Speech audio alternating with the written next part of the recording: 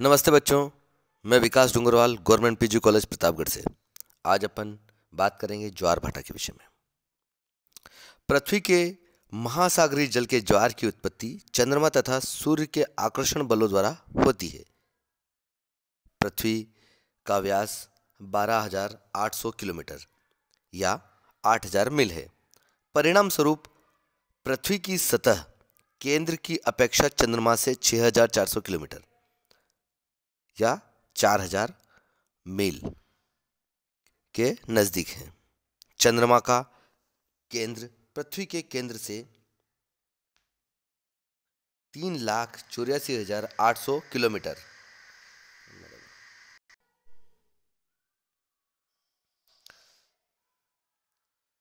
या 2,40,000 मील दूर है। पृथ्वी की सतह चंद्रमा की सतह से 3,77,600 किलोमीटर या 2,36,000 मील दूर है। स्पष्ट है कि चंद्रमा के सामने पृथ्वी की सतह वाले भाग के पीछे स्थित भाग चंद्रमा की सतह से 3,90,400 किलोमीटर दूर स्थित होगा।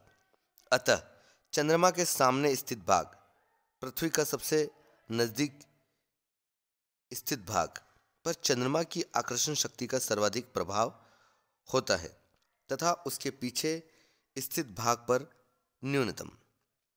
परिणाम स्वरूप चंद्रमा के सामने स्थित पृथ्वी का जल ऊपर खिंच जाता है, जिस कारण उच्च ज्वार अनुभव किया जाता है। इस स्थान के ठीक पीछे भी निम्न ज्वार का अनुभव किया जाता है, क्योंकि चंद्रमा के केंद्रानुमुख गुरुत्वाकर्षण बल की प्रतिक्रिया स्वरूप उत्पन्न केंद्रापसरी बल के कारण जल का बाहर की ओर उभार हो जाता है।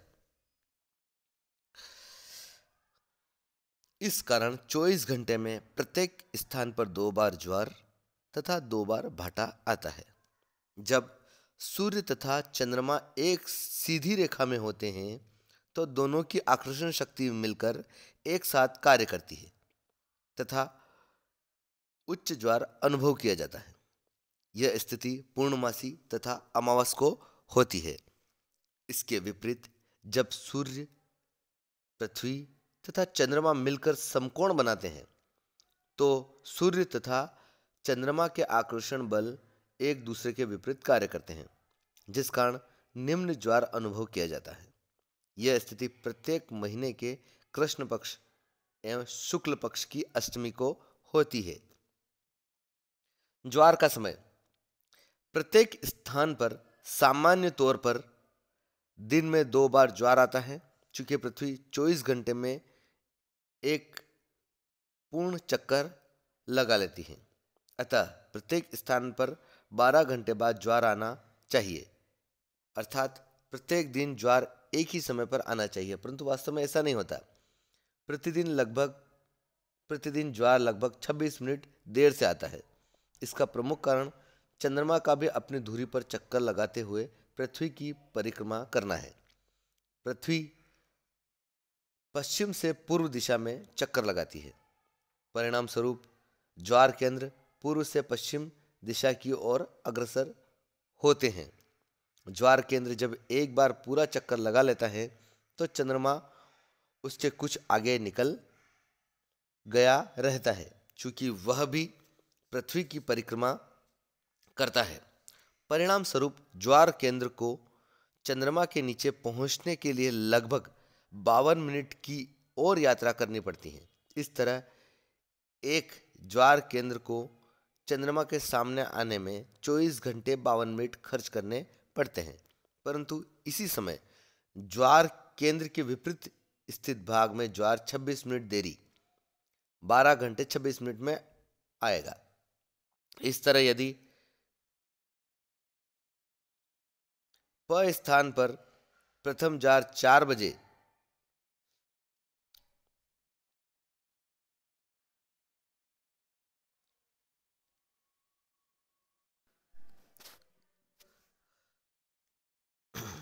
प स्थान पर प्रथम ज्वार 4 बजे सायंकाल आता है तो दूसरा ज्वार 4 बजकर 26 मिनट प्रातः आएगा और फिर अगला ज्वार सायकाल 4:52 पर आएगा। चित्र में चंद्रमा की प्रथम स्थिति क स्थान पर है। उसके नीचे स्थित प स्थान पर 24 घंटे में पूरा चक्कर लगाकर पुनः अपनी पहली स्थिति पर आ जाता है, परंतु इस बीच चंद्रमा आगे बढ़कर ख स्थान पर पहुंच जाता है, जिसके नीचे फ स्थान है।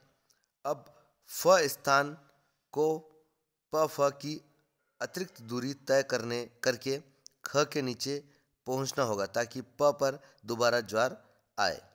प फ की दूरी तय करने में पृथ्वी को 52 मिनट का समय लग जाता है। आप चित्र में ये सारी चीज़ें देख रहे हैं, जो पृथ्वी की स्थिति है और चंद्रमा का आकर्षण बल है, उसकी वजह से किस प्रकार से जो है वो समय लग रहा है चंद्रमा को अपनी स्थिति वापस प्राप्त करने में, और किस प्रकार से जो है वो ज्वार जो आता है उसमें 26 मिनट का जो एक्स्ट्रा समय कैसे लग रहा है। चंद्रमा पृथ्वी का 27 दिन 7 घंटे 43 मिनट तथा 17.5 सेकंड लगभग 27.5 दिन में एक चक्कर लगाता है। अतः प फ भाग चंद्रमा के परिक्रमा व्रत का 2/55 भाग है। प स्थान को इस 2/55 भाग को पूरा करने में 24 × 60 × 2/55 = 52 मिनट लगेगा। अतः प स्थान पर दोबारा ज्वार 4:52 सायकाल पर आएगा। इस तरह प्रत्येक स्थान पर प्रतिदिन 12 घंटे 26 मिनट बाद ज्वार तथा ज्वार के बाद 6.5 घंटे 6 घंटे और 13 मिनट बाद भाटा आता है। ज्वार के प्रकार।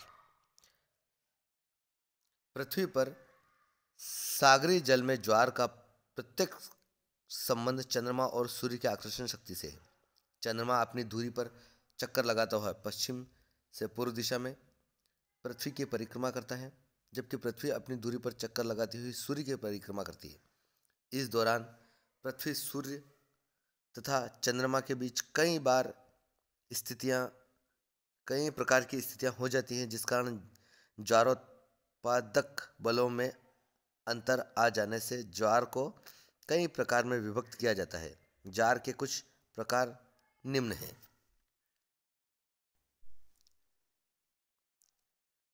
पूर्ण अथवा दीर्घ ज्वार। सूर्य तथा आप ये सारी चीज़ें आपकी स्क्रीन पर देख रहे हैं। सूर्य तथा चंद्रमा की सापेक्ष स्थितियों में परिवर्तन होता रहता है। जब सूर्य, पृथ्वी तथा चंद्रमा एक सरल रेखा में होते हैं तो इस स्थिति को युति, वियुति या सिजिगी SYZYGY कहते हैं।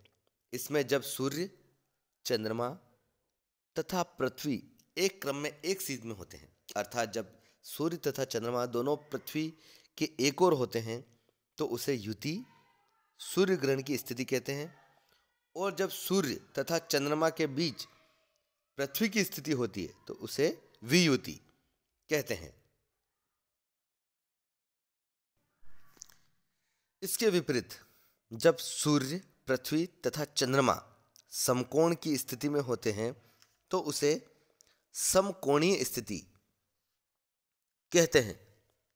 युति की स्थिति अमावस्या तथा वियुति की स्थिति पूर्णमासी को होती है। इन दो स्थितियों में सूर्य, पृथ्वी तथा चंद्रमा की एक सीधी रेखा में स्थिति के कारण चंद्रमा तथा सूर्य के आकर्षण बल साथ मिलकर कार्य करते हैं, जिस कारण उच्च ज्वार अनुभव किया जाता है। इस ज्वार की ऊंचाई सामान्य ज्वार से 20% अधिक होती है। इस तरह के दीर्घ ज्वार महीने में 2 बार अमावस्या तथा पूर्णमासी को आते हैं तथा इनका समय निश्चित होता है।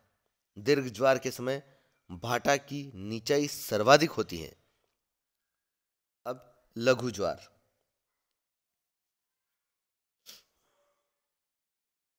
प्रत्येक मास के शुक्ल पक्ष तथा कृष्ण पक्ष की सप्तमी और अष्टमी को सूर्य, पृथ्वी तथा चंद्रमा समकोणीय स्थिति में होते हैं, अर्थात ये मिलकर समकोण बनाते हैं।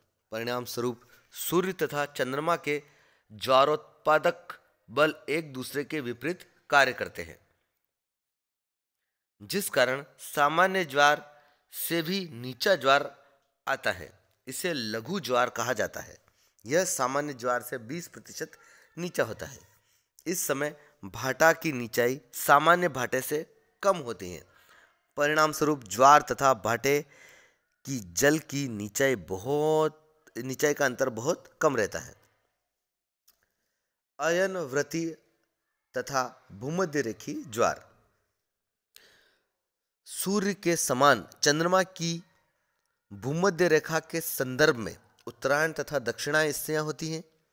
यदि सूर्य की स्थितियां एक वर्ष में पूर्ण होती है तो चंद्रमा इसे 27.5 दिन की संयुक्ति मास में पूर्ण कर लेता है।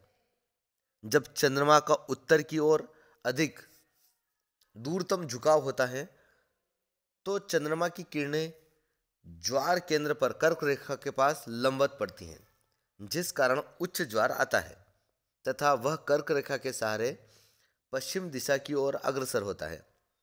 कर्क रेखा के ज्वार केंद्र के विपरीत स्थित मकर रेखा के सहारे भी उच्च ज्वार आते हैं।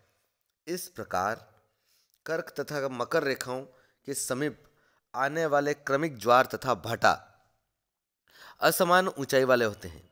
इस तरह के ज्वार भाटे सामान्य ज्वार भाटों से क्रमशः अधिक ऊंचे तथा नीचे होते हैं, परंतु दूसरे दिन के ज्वार में अंतर नहीं होता है। इस तरह के ज्वार की घटना को दैनिक असमानता कहते हैं। यह स्थिति महीने में 2 बार होती है, जबकि चंद्रमा की अधिकतम झुकाव उत्तरायण कर्क रेखा के पास तथा दक्षिणायन मकर रेखा के पास की स्थितियों के समय होता है। इन स्थितियों में कर्क तथा मकर रेखाओं के पास आने वाले ज्वार को अयनवृत्तीय ज्वार कहते हैं। प्रत्येक महीने में चंद्रमा भूमध्य रेखा पर लंबवत होता है, जिस कारण दैनिक असमानता लुप्त हो जाती है। चूंकि 2 उच्च ज्वारों की ऊंचाई तथा 2 निम्न ज्वारों की ऊंचाई समान होती है, इसे भूमध्य रेखी ज्वार कहते हैं।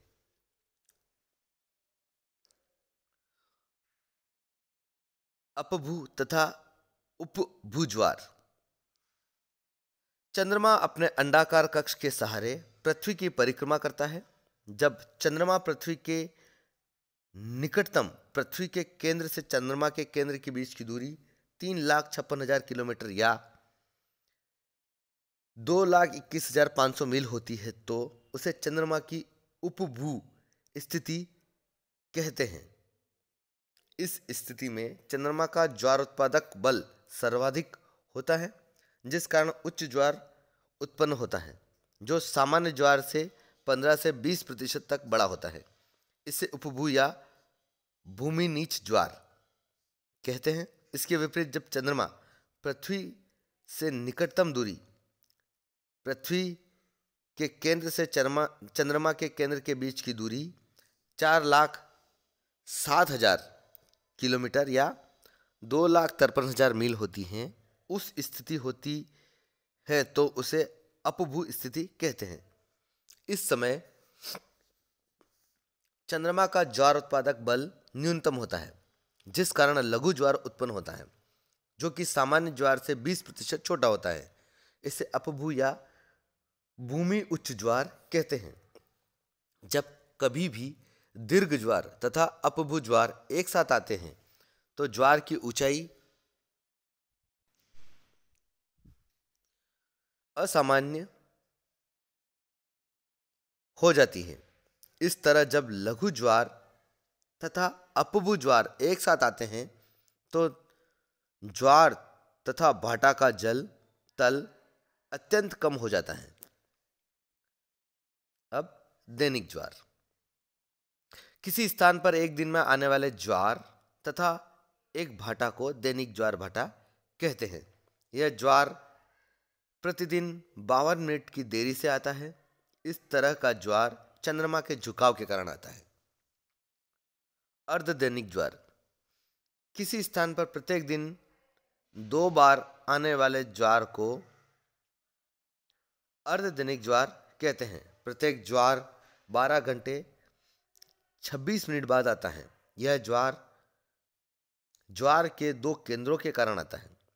दोनों ज्वारों की ऊंचाई तथा दोनों भाटों की निचाई समान होती है। मिश्रित ज्वार किसी स्थान पर आने वाले असमान अर्धदैनिक ज्वार को मिश्रित ज्वार कहते हैं। अर्थात दिन में 2 ज्वार तो आते हैं, परंतु एक ज्वार की ऊंचाई दूसरे ज्वार की अपेक्षा कम तथा एक भाटे की निचाई दूसरे की अपेक्षा कम होती है। आज के लिए इतना ही बच्चों।